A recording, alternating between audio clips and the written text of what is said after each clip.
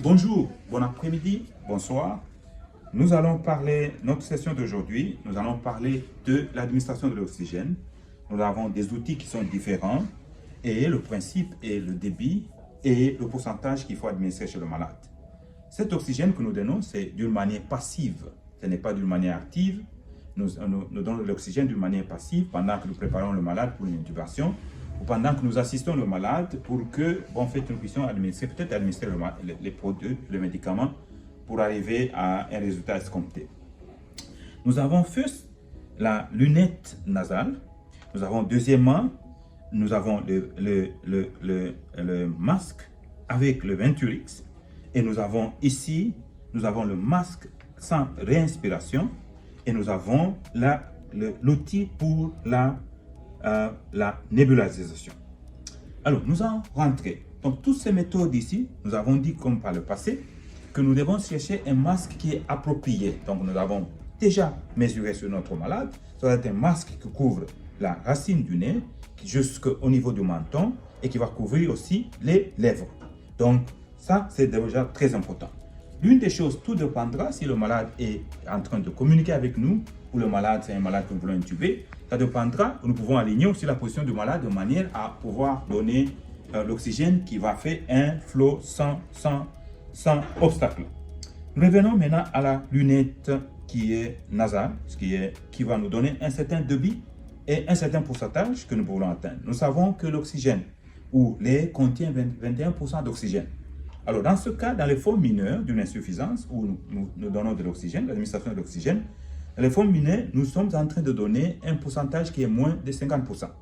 Donc, 1 litre qui passe par la lunette nasale nous donne 24%. Et au-dessus de 1 litre, chaque litre va nous donner un certain nombre, de manière à ce qu'à 4 ou 5 litres, nous allons avoir 40%.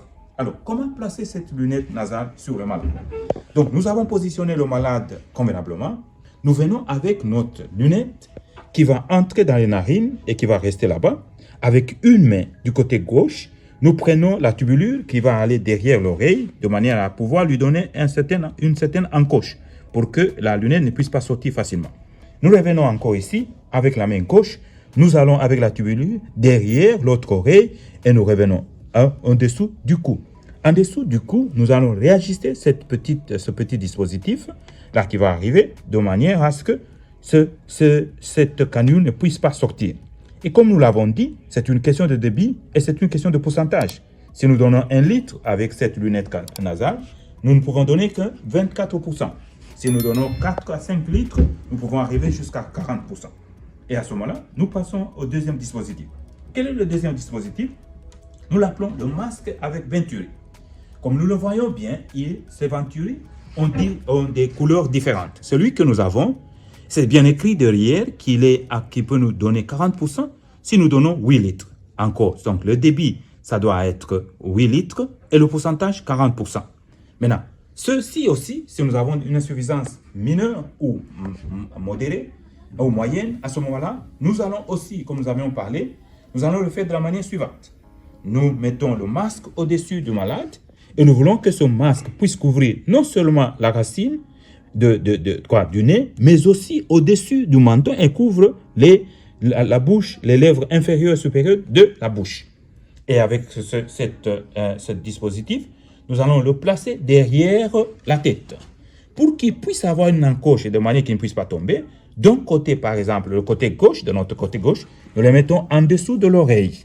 Et de l'autre côté, du côté droit, nous le mettons en dessous de l'oreille, mais à ce moment-là, ce dispositif va aller jusque là-bas. Et nous pouvons le réajuster de ce côté ici de manière à ce qu'il tienne et qu'il ne puisse pas succomber. Dans ce cas, nous ne pouvons pas donner moins de 8 litres, nous ne pouvons pas donner au-delà de 8 litres. Nous voulons donner exactement 8 litres, c'est-à-dire qu'il y a une source d'oxygène, une canule qui sera connectée d'ici vers une source d'oxygène et que nous allons régler et donner 8 litres d'oxygène qui va nous donner 40%. Pas moins, pas plus. Nous allons enlever cette étape, nous passons à l'étape suivante. C'est le masque sans réinspiration. Ce masque est très important. Il a des dispositifs qui nous permettent de pouvoir donner jusqu'à 90-100% de pourcentage d'oxygène. C'est-à-dire que l'air que nous donnons ou l'oxygène contient 90 à 100%. Quels sont les points importants? Premièrement, il a un réservoir. Ce réservoir qui contient un certain nombre, donc une certaine quantité d'oxygène, nous avons un dispositif qui nous permet de connecter à une source d'oxygène. Cet dispositif, nous allons régler à 15 litres par minute de manière à ce que ce réservoir puisse être rempli. Alors, nous avons un autre dispositif très important, c'est la valve qui se trouve à l'intérieur. Cette valve qui nous permet d'avoir un sens unique, c'est-à-dire l'oxygène, c'est-à-dire le malade, quand il expire, que les CO2 ne puissent pas rentrer dans la circulation. C'est-à-dire le CO2 sera éliminé, ne sera pas autorisé de pouvoir entrer dans le réservoir. Le réservoir sera pur seulement avec de l'oxygène. À ce moment-là, nous avons connecté ce réservoir. Donc, nous avons un dispositif, une canule qui connecte à l'oxygène. À ce moment-là, nous avons 15 litres par minute comme débit. Et bon, nous avons dit le pourcentage 90 à 100%. Comment placer? De la même manière que nous avons parlé avant, nous allons regarder peut-être à mesurer convenablement. Oui. À ce moment-là, nous couvrons la racine du nez, nous couvrons aussi donc jusqu'au-dessus du menton et les lèvres.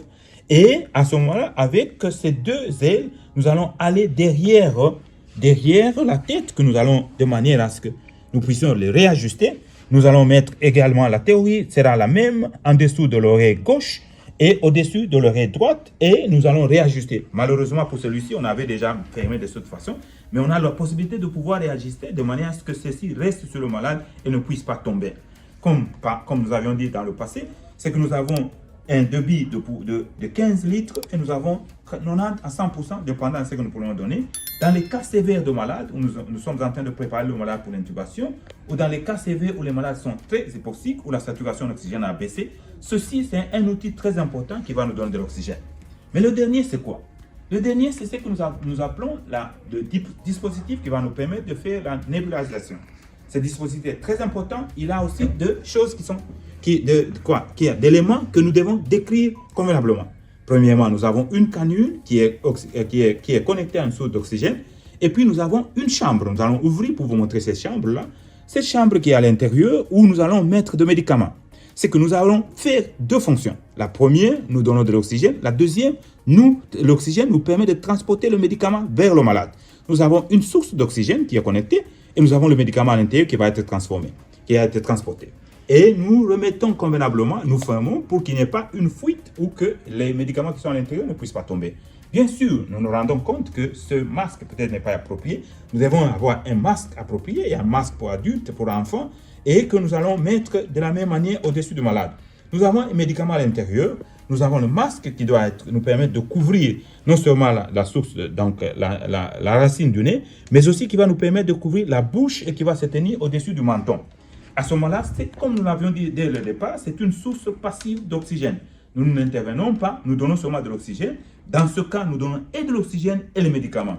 Ces médicaments qui vont être transportés par l'oxygène, qui vont devenir comme des aérosols, qui vont aller vers les voies aériennes directement.